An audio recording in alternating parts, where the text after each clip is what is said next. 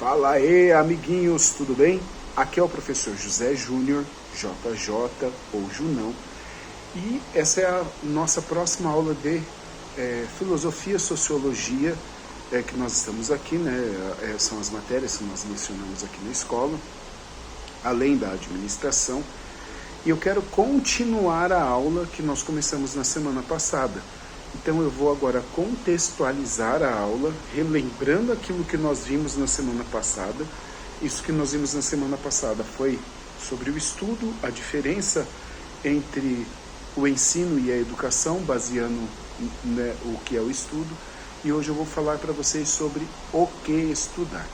Dessa vez eu gravei com o microfone e eu estou aqui no chat.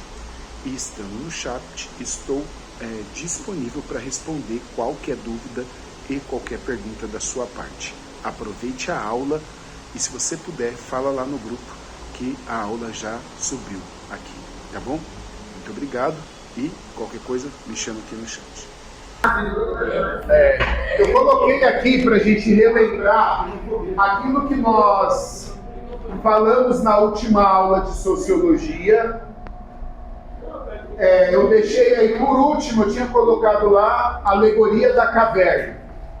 E aí, aqui agora nós vamos só relembrar algumas coisas para a gente entrar no tema da aula de hoje. Então vamos lá, nós vimos até agora, primeira aula de todas, nós vimos como está a situação da educação no Brasil atualmente, certo? Passei um texto para vocês, esse texto foi baseado num estudo que eu fiz recentemente para a finalização da minha pós-graduação em História, que é o ensino no Brasil atualmente. Depois disso, na aula passada, nós vimos que o estudo ele pode se dividir no ensino e na educação. O ensino ele é praticamente passivo. Nós aprendemos durante quase toda a nossa vida de forma passiva.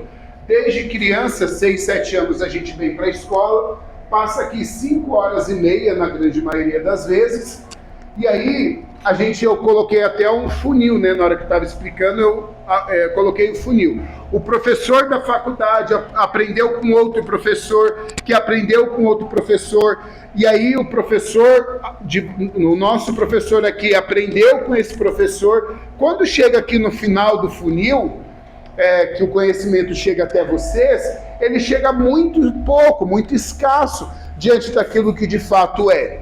E aí, se vocês estão aqui no celular, conversando, dormindo, aprende menos ainda do que aquilo que deveria. E o nosso problema é que o nosso estudo, na grande maioria das vezes, fica restrito somente a essa parte que a gente vem na escola e a gente acha que está estudando. No contraponto a isso, nós temos a educação, que é algo ativo, que sai dessa normalidade da nossa vida para a gente ir atrás do conhecimento, buscar o conhecimento, nos aprofundarmos naquilo que os professores falam para a gente, seja aqui na escola, seja numa faculdade, num curso e assim consecutivamente. E aí eu finalizei a aula falando do mito da caverna. Para quê? Para o mito da caverna. O mito da caverna, ou a alegoria da caverna, foi um mito contado por Platão. Eu sei que pode ser do conhecimento de vocês, mas só para a gente conseguir relembrar e entender. O que é um mito?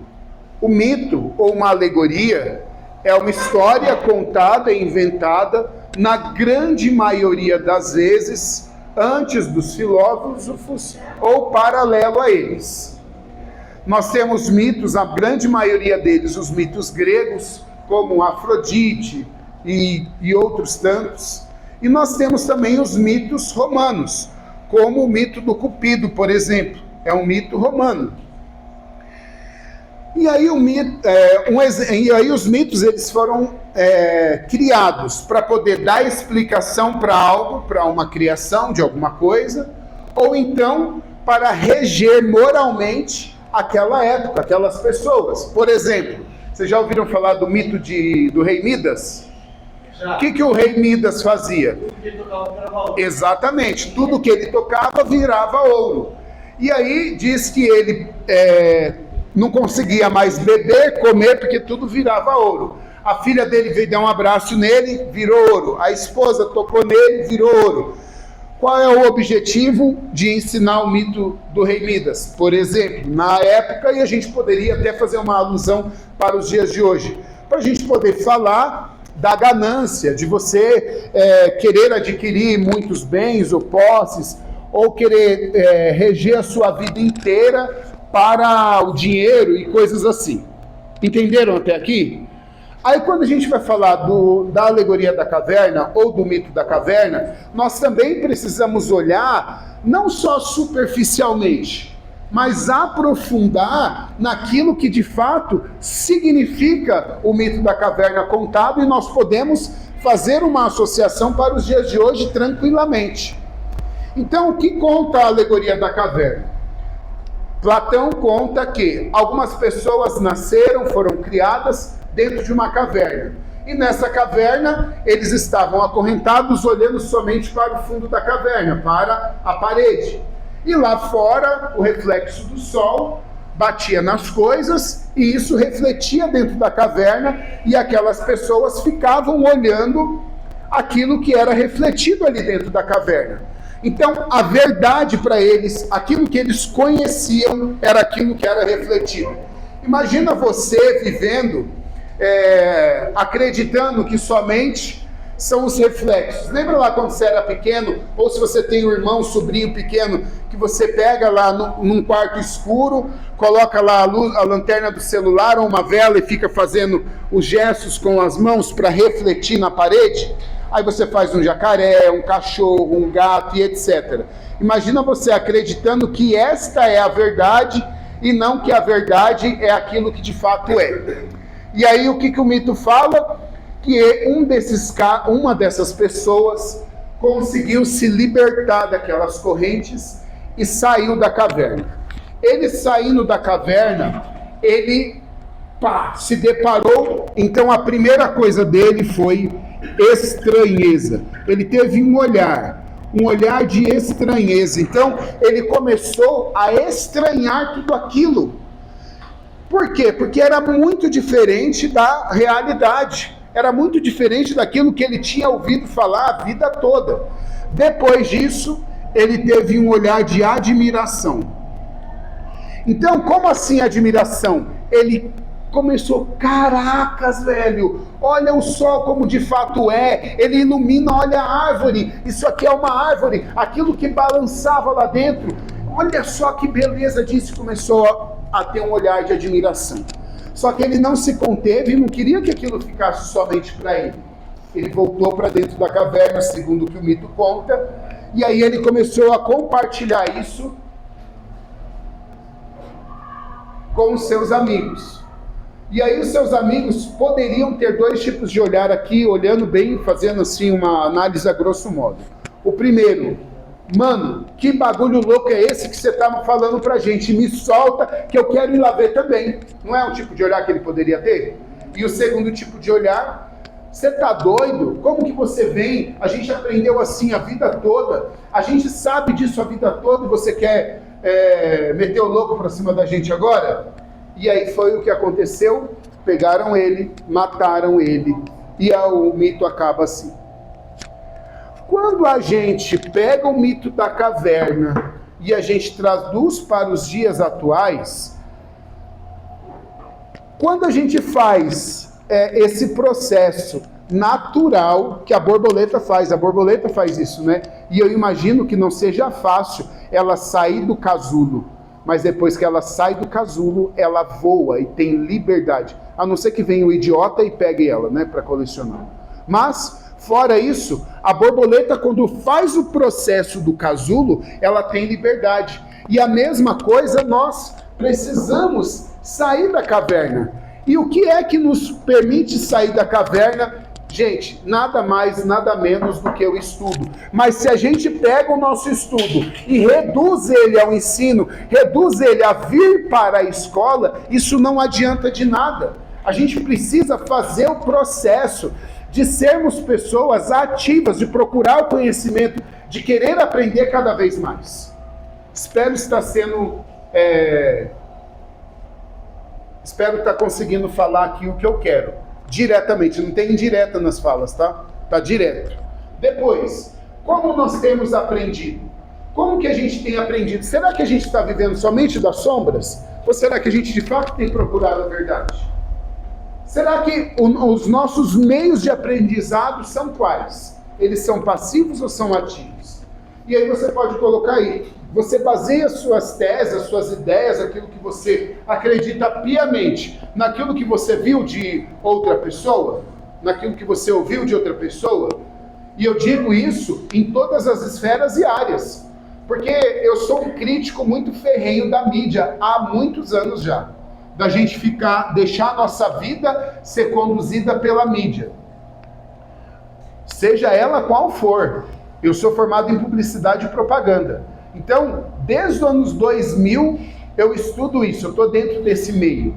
Então, a gente tem que saber que tudo na mídia é intencional. E se a gente pega as redes sociais, que a gente tem liberdade para a gente poder seguir e aprender, a gente não sai da mesma bolha, da bolha que a gente está seguindo, a gente nunca vai fazer esse processo que a borboleta faz. Então, eu tenho aprendido passivamente, para eu saber alguma coisa, eu vejo tantas e tantas pessoas falando, eu não assisto televisão, eu só ligo no jornal aqui para mim saber o que está acontecendo, para eu me informar. Mas você não está se informando, porque aquilo ali está carregado de ideias, de intencionalidade.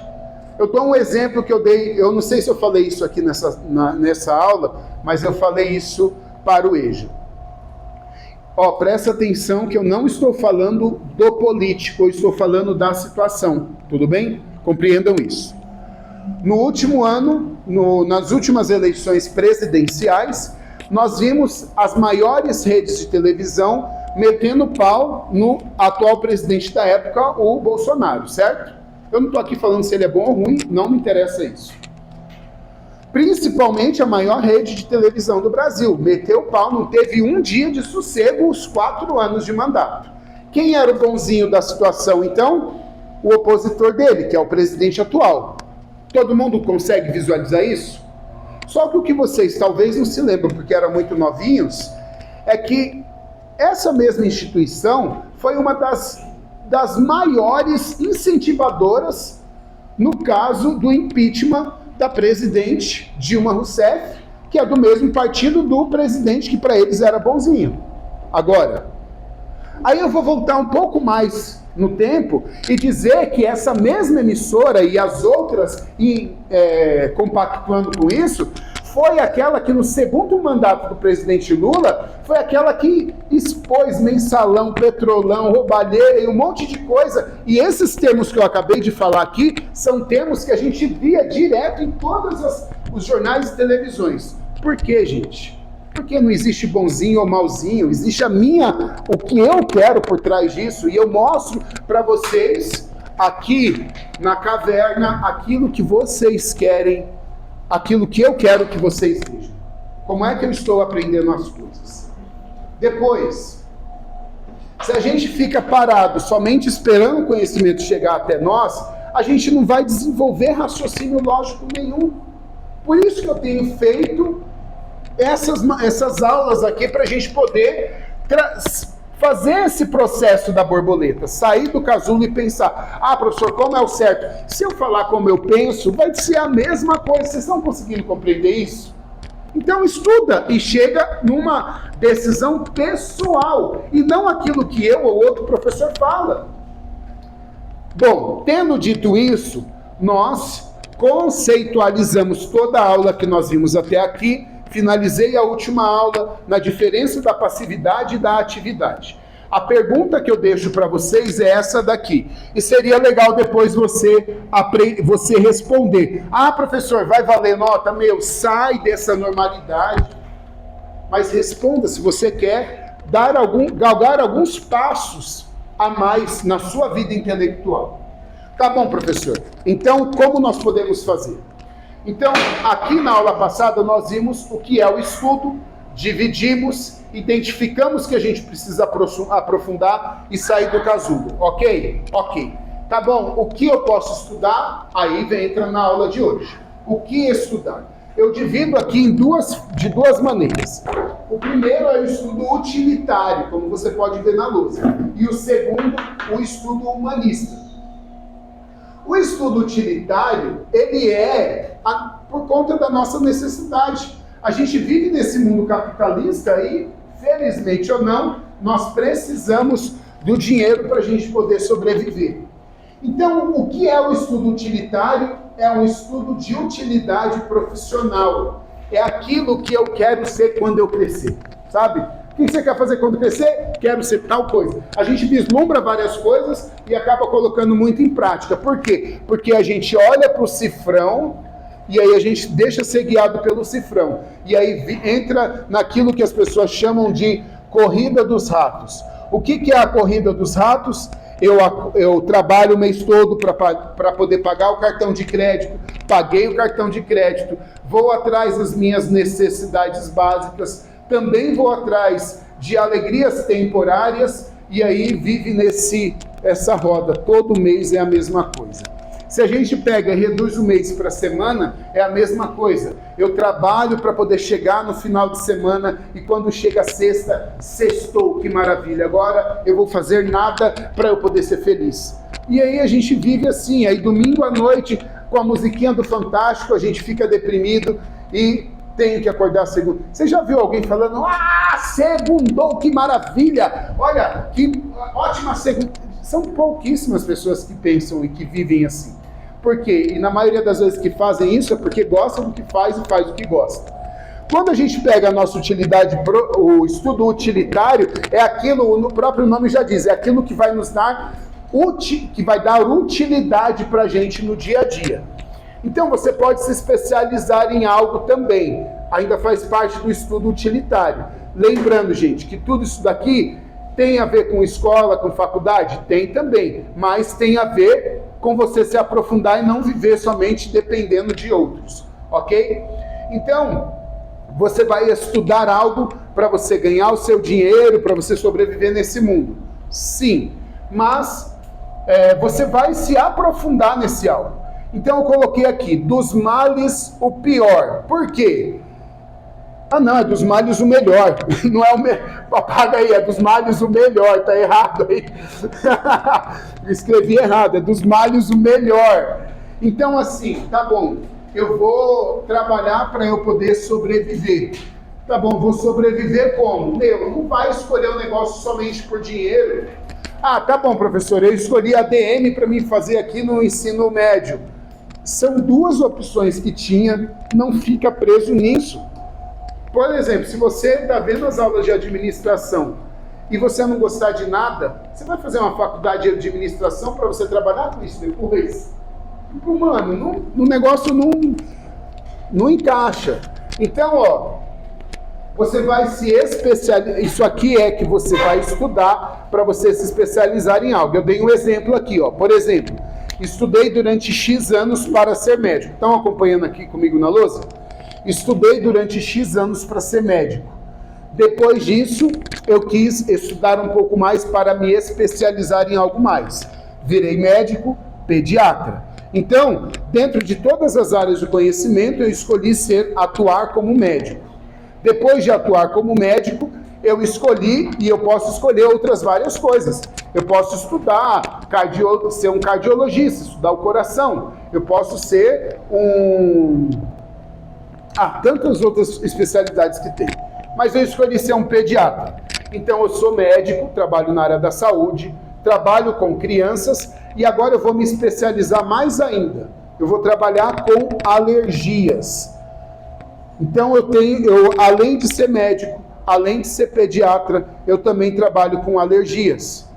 Então, eu sou um alergista e eu vou ser o melhor alergista que pode encontrar. Lembrando, só parênteses que eu sempre falo aqui, melhor não é melhor do que o outro, é melhor do que eu fui ontem, ok?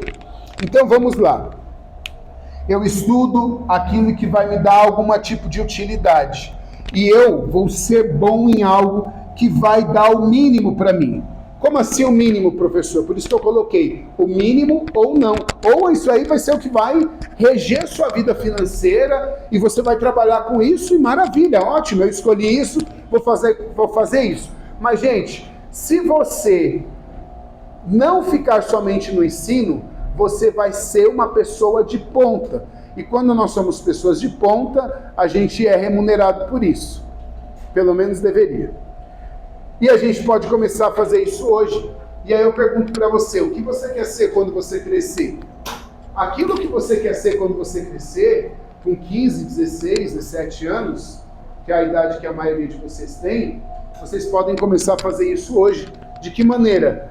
Hoje, gente, a gente tem a internet, tem cursos gratuitos, tem livros, o acervo é muito grande, online e presencial.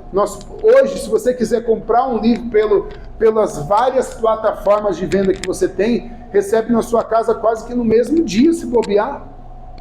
Agora vai do interesse em sair do casulo e voar. Você pode entrar numa faculdade já sabendo muita coisa, mas aí não tem a ver com esse estudo utilitário. O estudo utilitário, ele serve para você ter o seu diploma e cumprir, realizar aquele objetivo, na maioria das vezes financeiro. Ok até aqui?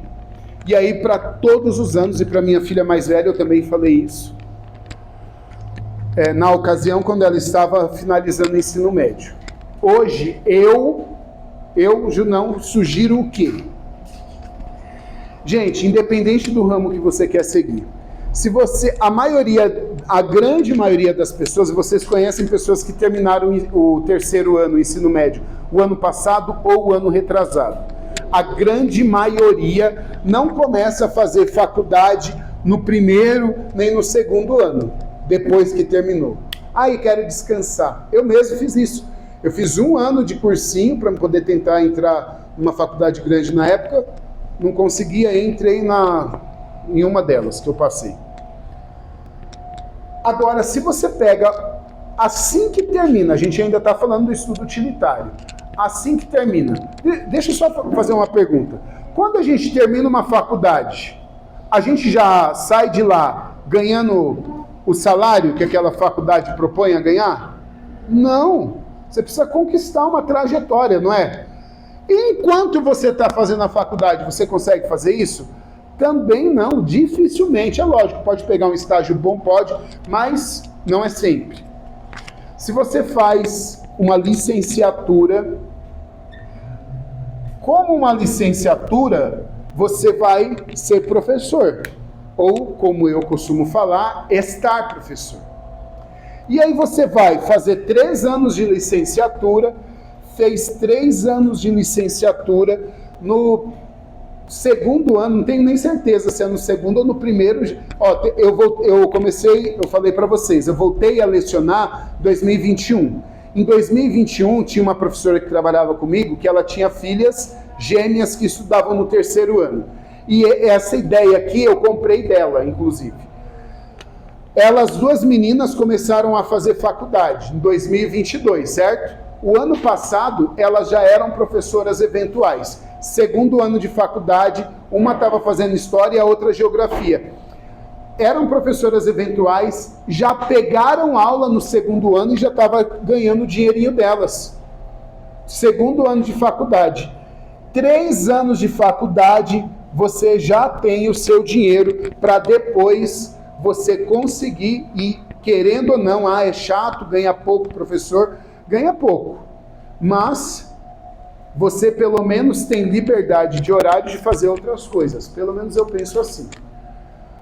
Quando você faz uma licenciatura, você já vai se especializar em algo, e você pode fazer isso hoje de forma online também.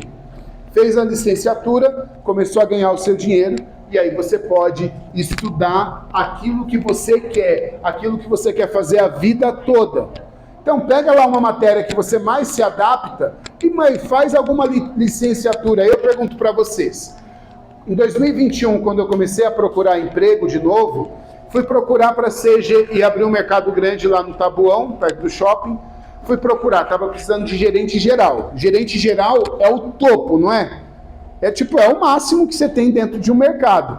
Eu trabalhei em mercado e no departamento de frios durante um tempo da minha vida, quando eu tinha a idade de vocês, mais ou menos. O gerente geral, o salário dele na época, R$5.000, salário bruto, 2021. E era para trabalhar no período da noite, ou seja, fechamento de loja, com todas as responsabilidades do mercado. Depois, sábado, domingo, feriado, todos os feriados, Natal, Ano Novo, você trabalha.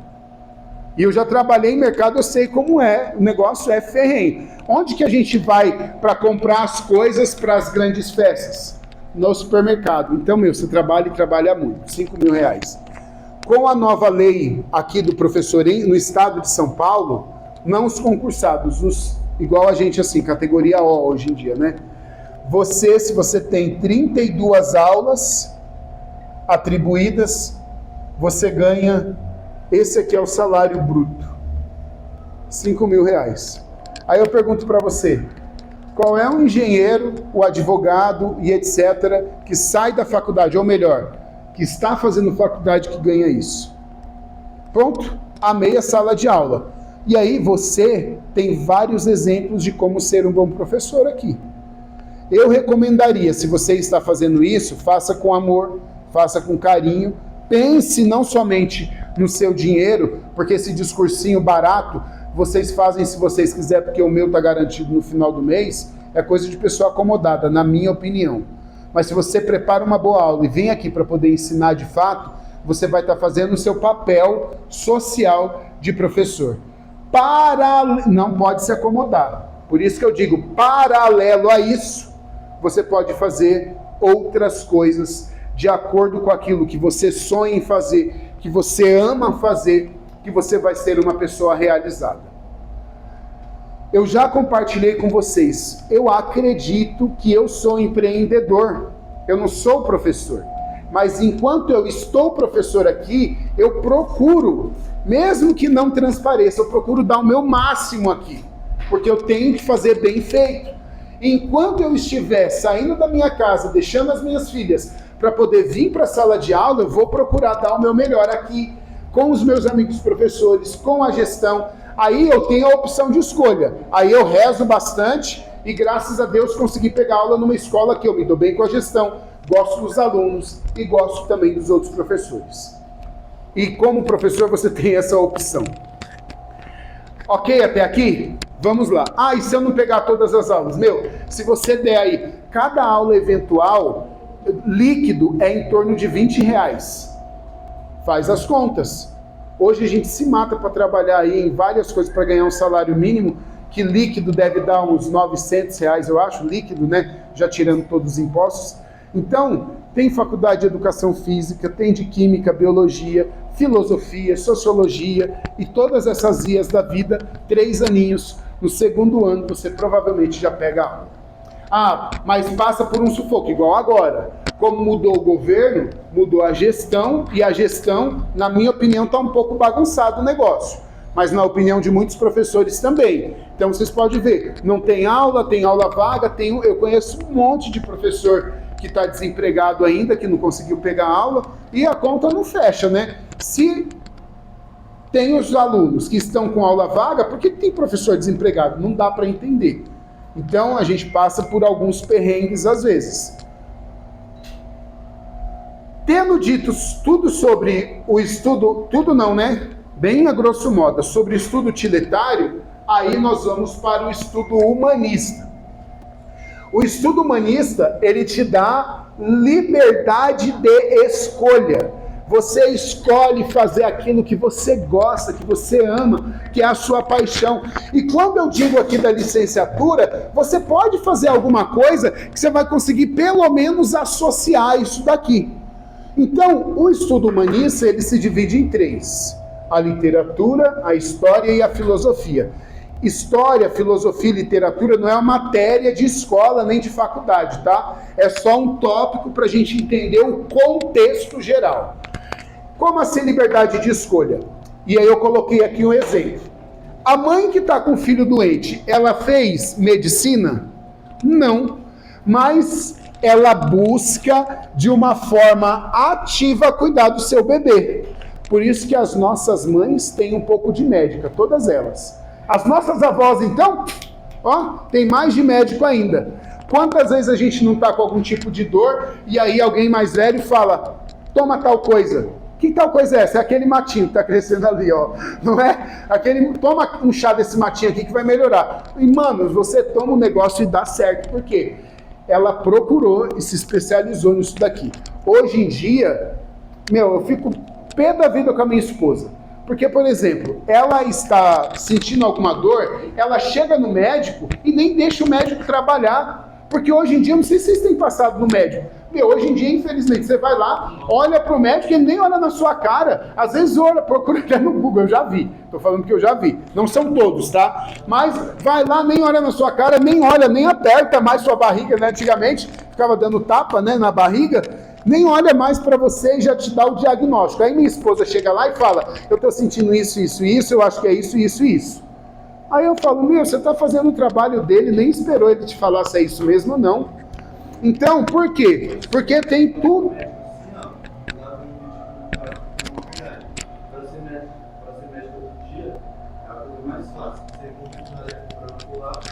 Aí se hoje, se não sobreviver, se não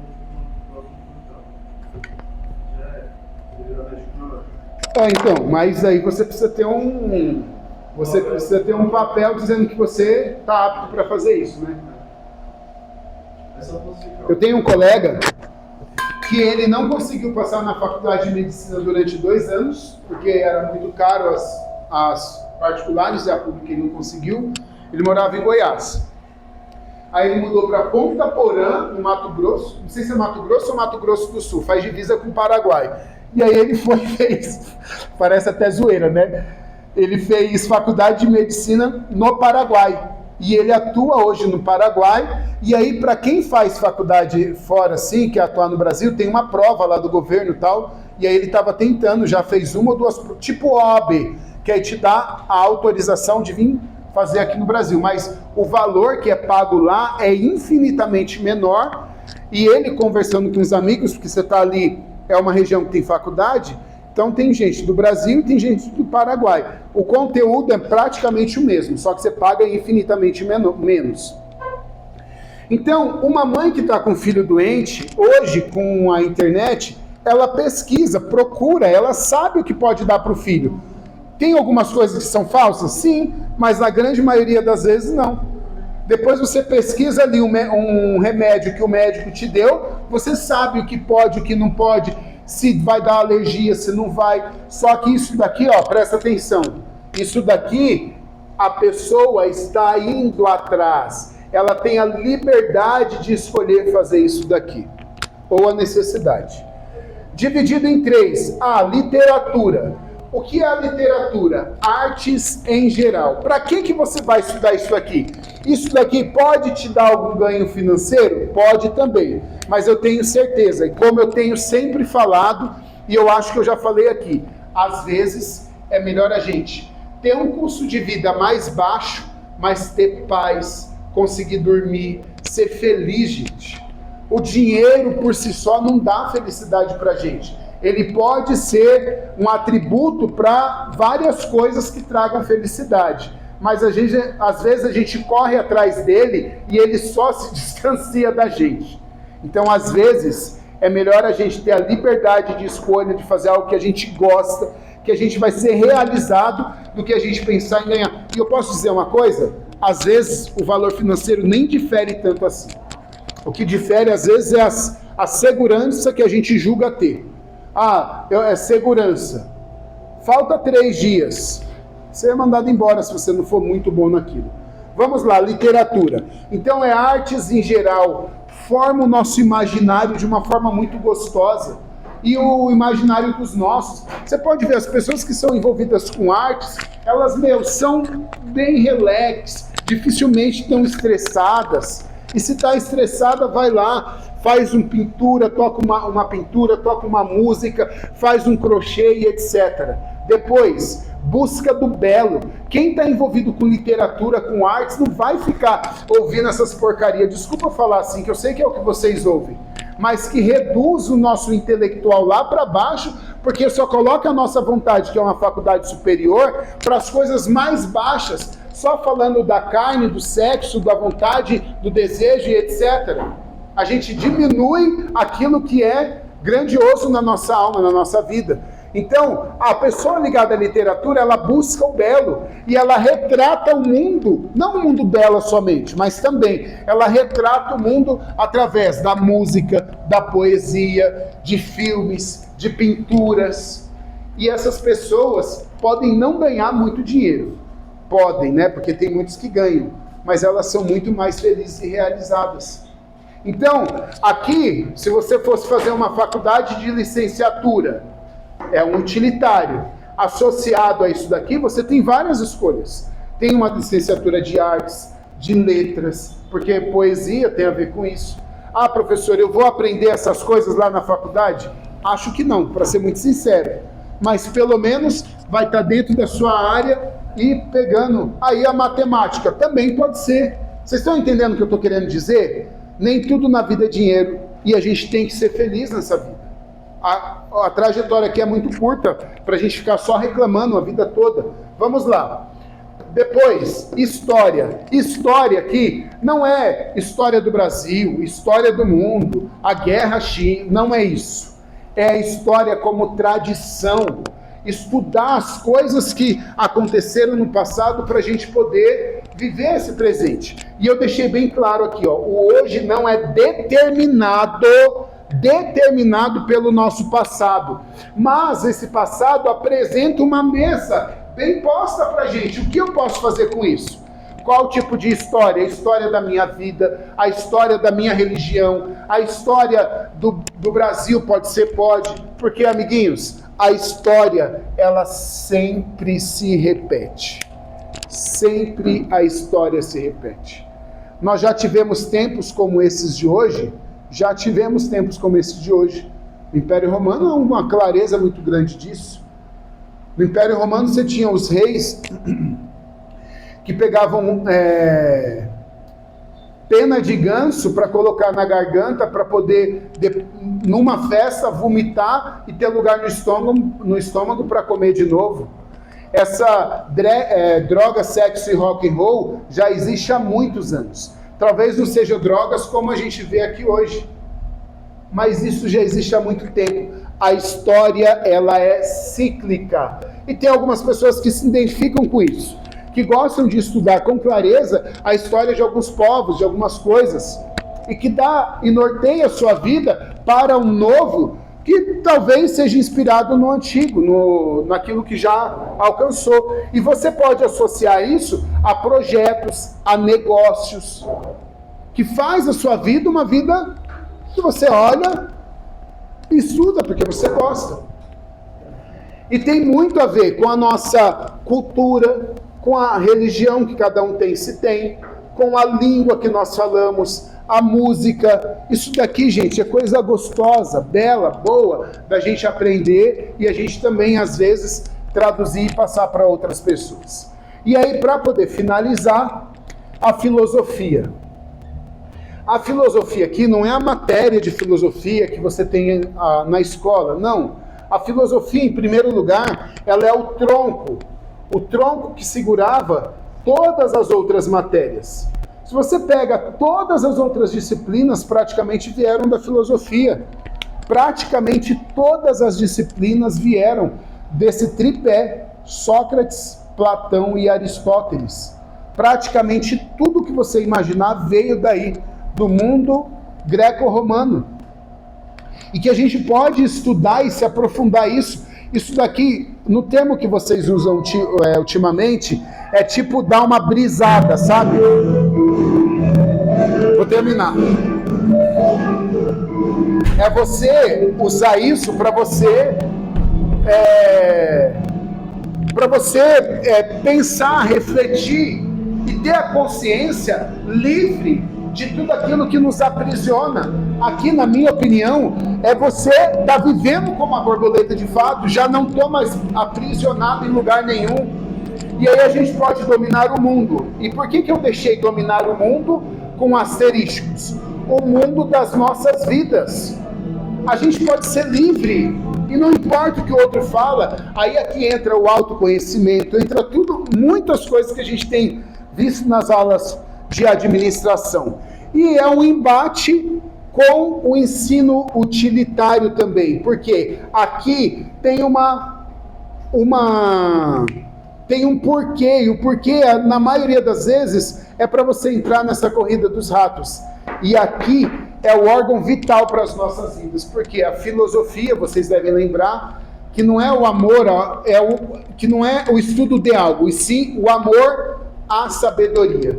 Você vai ser uma pessoa, estudar para ser uma pessoa sábia.